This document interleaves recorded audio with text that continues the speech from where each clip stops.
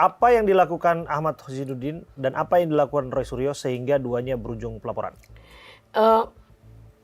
Karena Prestige itu yang mengumpulkan klien saya, terus dia yang merasa tersakiti. Banyak sebenarnya, cuman yang jelas yang betul-betul dia tersakiti ketika tanggal 22 mereka ini ada mungkin pendampingan ya. Kemudian dia membuat seperti orang jual obat gitu. Ini hari ini saya hadir mendampingi 3 orang untuk panggilan. Tidak, yang 2 orang itu Bang Egy Sujana sama DHR sudah nggak ada lagi. Dia sudah SP3 dan lepas dari jerat hukum, sudah merdeka, tidak pakai KUHP lama, KUHP baru, tapi KUHP Solo yang membeli pejuang menjadi pengkhianat. Ini yang sakit.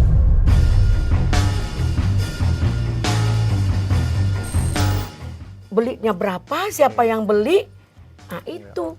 Terus ada lain, dia mobil itu memang bukan AI, kan dia yang ngirim sendiri, seolah-olah Roy Suryo memaparkan, oh ini hasil AI dia. Dia juga itu hak dia kok dipaperkan ke umum tanpa izin dia. Banyak di Prestige itu. Tersinggunglah Pak Egy. Jadi dikontaklah Anda untuk kemudian pemberkasan untuk laporan. Bang Egy itu kan pengacara juga. Pemberkasan itu sama dia dan kita... Ya, karena kan posisi beliau masih di Malaysia kan, betul? Bukan. Oh, di sini sekarang? Udah berangkat lagi. Oh. Kan maaf. Oh, jadi pribadi datang hanya untuk melaporkan Oh enggak, Roy Suryo dia dan begini. Ahmad Zainuddin? Dia waktu berangkat, sekitar 5 hari. Kemudian dia pulang 2 hari di sini, 3 hari di Bogor. Kemudian 2 hari di Riau, langsung berangkat. Rabu sore ke situ lagi. Kita laporan ini di Polda Metro Jaya? Iya. Oke, Pak Egy ada datang videonya ke Polda loh. Metro Jaya. Kebetulan boleh ada wartawan di situ. Videonya? Sama wartawan saya nggak dapet. Oke, tapi kehadiran dari Pak Egy ke sana adalah untuk ya, atas dasar keyakinan begini, beliau bahwa 2 nama Bang ini itu kan, melakukan pencemaran nama baik Bang dan juga Egy itu fitnah. kan sebenarnya tidak menginginkan ada seperti ini. Setiap ada penghinaan, setiap ada pencemaran, lapor. Kita bilang sabar Bang, mereka lagi kecewa gini gitu. Terus biar dulu jernih gitu. Tapi udah dari tanggal 8 itu sampai kemarin itu penghinaan nggak berhenti. Namanya manusia kan, Bang Egy tadinya sekian orang menjadi cuma 2 dengan alasan hukum dan bisa sudah di Prestige kan, kalau kita mengumpulkan itu kan susah. Ya, atas kesadaran sendiri ya, beliau ya, tanpa dipengaruhi atau tanpa diminta oleh siapapun. Enggak. Beliau melakukan pelaporan itu. Malahan dia suruh saya datang ke Polda untuk pendampingan. Oke, Bu Eli, ini diskusi ya, Iya. Sekaligus TikTok juga. Iya boleh. Yang dilaporkan itu pasal pencemaran ya. Pertama adalah peristiwa hukum, kedua adalah pasal, dan ketiga adalah unsur delik. Itu 3 kerangka hukum yang tidak boleh kita lepaskan ketika kita melakukan analisa terhadap suatu peristiwa pidana. Kalau itu nggak perlu dipaparkan di sini, kenapa? Ya, karena semua orang memahami itu. Jadi jangan menggurui seperti dosen ya. Maksudnya ini sudah terjadi seperti ini. Kalau kalian tidak senang silahkan lapor.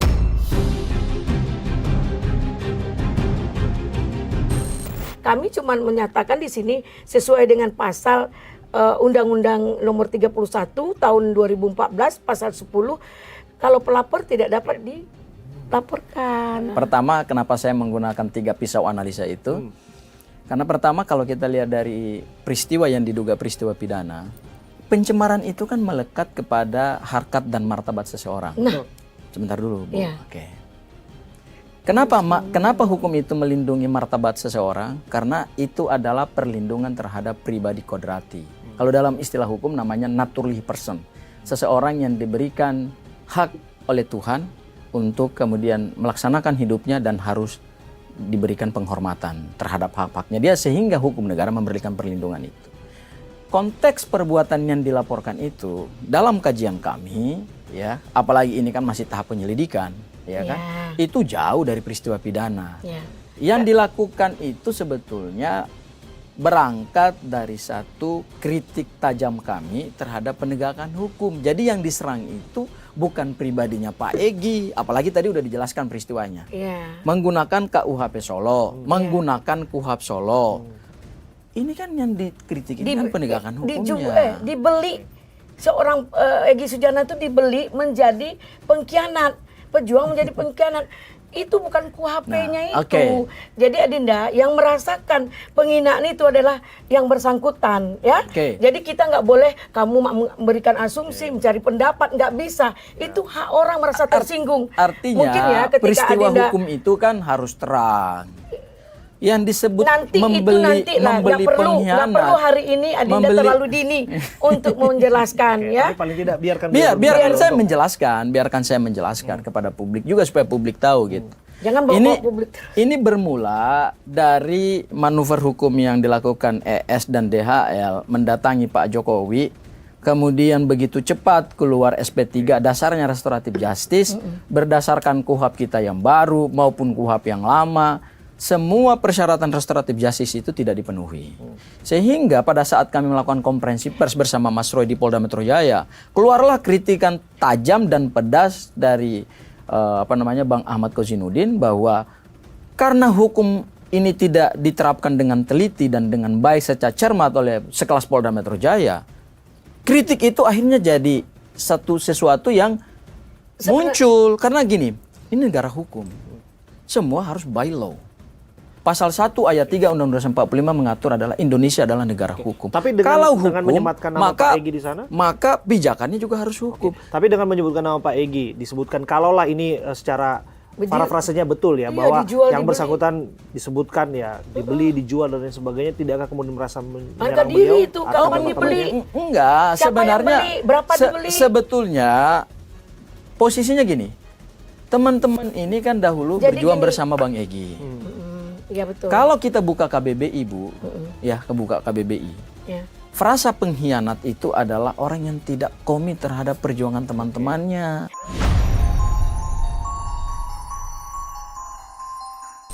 Jadi kalau Adinda bilang Bang Egy Teman-teman- pengkhianat, interupsi dulu. enggak, Interupsi. teman-teman Pengkhianat itu merasa- apa yang dikatakan pengkhianat? Tem- Saya enggak, mau narasikan teman- itu. enggak, teman-teman ini Jangan merasa- gampang ngomong orang pengkhianat. Enggak, ini kan Bang saya Egy ini baru adalah kan mengatakan. ketua. Kalau Biar dijelaskan pengkhianat yang Nah, dimaksud apa, itu seperti apa, dari sisi apa apa? yang dikatakan pengkhianat? Oke, kalau jalannya kan tadi bareng, Iya. kemudian sekarang sudah di luar haluan. Apakah itu yang Anda maksud? teman-teman ini merasa, terutama di klaster 1 ya, ada Bang Rustam, ada Bu Kurnia, Betul. kemudian ada Bang Rizal Fadila. Dahulu ini adalah quote and quote teman-temannya Bang Egy yang sama-sama mendatangi rumahnya Pak Jokowi untuk mempertanyakan ijazah. Bahkan Bu Kurnia sendiri kan di berbagai media dan cerita ke saya bahwa loh yang ngajak, yang nyuruh kami ke rumahnya Pak Jokowi itu kan Bang Egy. Pada saat kami itu sudah datang ke rumahnya Pak Jokowi, justru menit-menit terakhir Bang Egy memberikan satu informasi bahwa beliau tidak bisa hadir. Kemudian pada tanggal 9 Desember 2024, Bang Egy bersama teman-teman TPUA itu kan melaporkan Pak Jokowi di Polda Metro Jaya dengan dugaan tindak pidana pemalsuan Tapi dokumen Kurnia nggak ada, 263 menurut Bang Egy bilang iya, ya. ayat 1 ayat 2 di situ kan ada Bang Rustam Effendi, ada Bang Rizal Fadila. Betul. Nah, ini kan satu kekuatan kebersamaan. Nah, wajar kemudian mereka mendefinisikan bahwa manuver yang dilakukan Bang Egy Sosok ini yang dianggap inisiator, Iya, sosok yang inisiator. dianggap Jadi begini ya penggagas, Dinda, kemudian ini tiba-tiba harus dijelaskan. Bang putar Egy haluan. ini adalah awal dari cikal bakal dari persoalan ijazah palsu ini. Oke, Bang Egy teman-teman semua membersamai.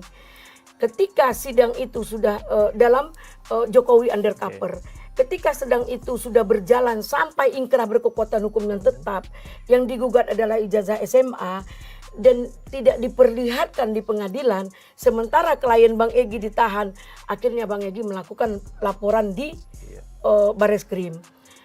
Dengan objek yang beriringnya dilaporkan waktu, itu apa, Bu? Ijazah apa? SMA apa S1? jadi SMA. Jadi, Ini nggak konsisten. Kenapa? ini, tunggu dulu, Karena Dinda. berdasarkan Nanti hasil ada gelar alasan. perkara khusus, hasil penyelidikan yang dirilis oleh Bareskrim Polri, pelaporan yang dilakukan oleh TPUA yang juga ada Bang Egy di dalamnya sebagai komandannya, itu kan berdasarkan hasil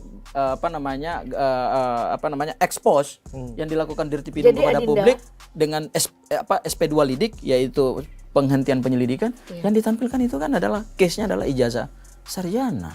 Bang Rustam Effendi kasih tahu saya, Bang Sangaji nanti sampaikan buat Bu Elida bahwa yang dilaporkan di Bareskrim Polri itu bukan ijazah SMA, ijazah ijazah S1.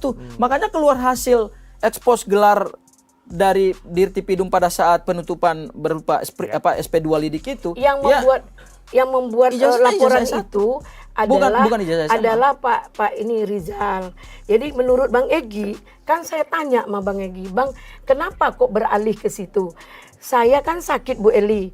Setelah itu setelah gelar perkara, yang saya maksud untuk pelaporan itu bagaimana klien saya kok ditahan, ya kan? Nah, dalam gelar perkara di mana, Bu?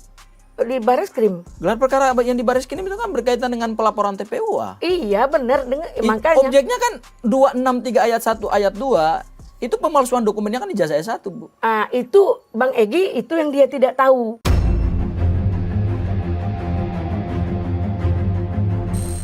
Maaf, dia menyampaikan karena yang tanda tangan di situ adalah Pak Bang Rizal.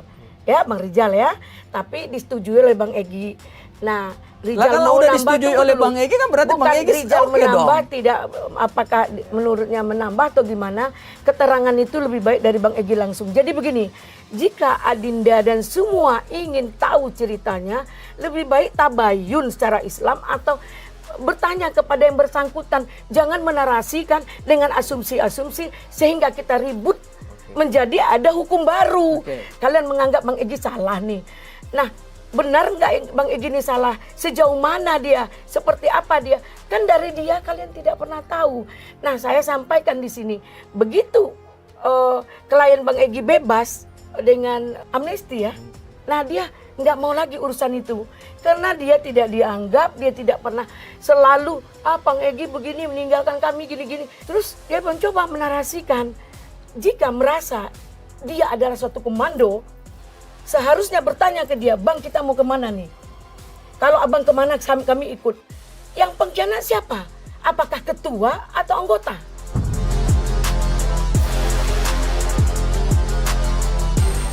Di sini narasikan pengkhianat itu. Tiba-tiba dia dibilang pengkhianat di mana-mana. Berhari-hari di mana-mana. Se-Indonesia bahkan mancanegara tahu. Kalian menyampaikan dia pengkhianat. Apa nggak sakit? Saya mau garis bawahi satu apa kalimat. Nggak sakit?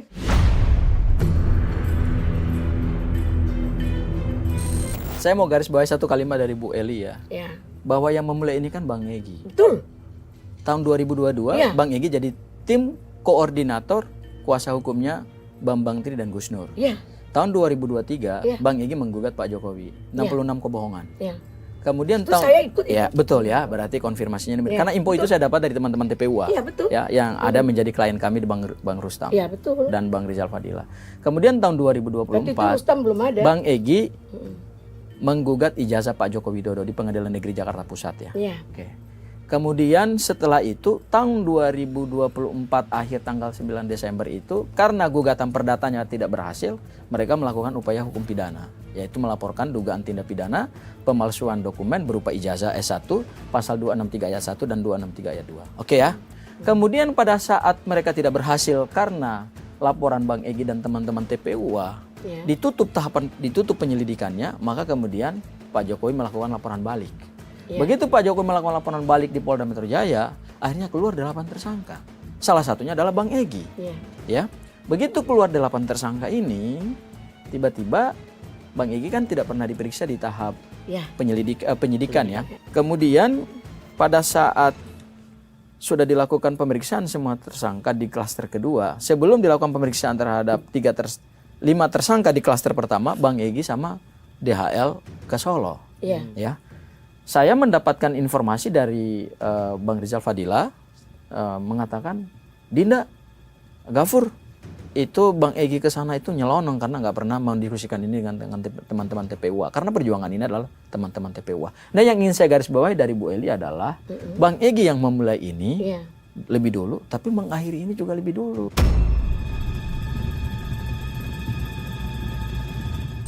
Kenapa mereka kemudian menyebut kata-kata pengkhianat, diksi pengkhianat? Karena pengkhianat itu sebetulnya di dalam KBBI itu artinya balik masuk rumah secara sakit, gramatikal ada satu anggota yang melihat, ada teman-teman yang bezuk dia di rumah sakit Bogor itu ada 6 kali, ada teman-teman yang besuk dia. Kan nggak ada. Kalau memang satu komando, ya kita harus bertanya ke komando kita seperti apa. Kok malahan komandonya yang dikucilkan? Mas Royka mengatakan, sebagai seorang komandan kapal, nahkoda kapal, kalaupun mau membersamai, biarkan sampai kemudian kapal ini tenggelam bersama.